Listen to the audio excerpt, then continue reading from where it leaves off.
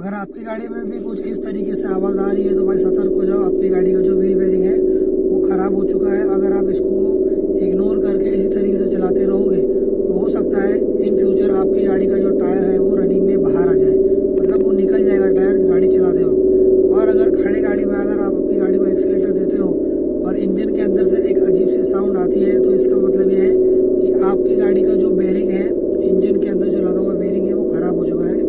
Example के लिए water pump का बेयरिंग ख़राब हो सकता है, ऑल्टरनेटर का बेयरिंग ख़राब हो सकता है, टेंशनर का बेयरिंग ख़राब हो सकता है। अगर इंजन में से कोई एक भी बेयरिंग अगर टूट जाएगा तो आपकी गाड़ी का जो बेल्ट वो निकल जाएगा, टूट जाएगा और आपको बड़ा खर्चा पड़ सकता है।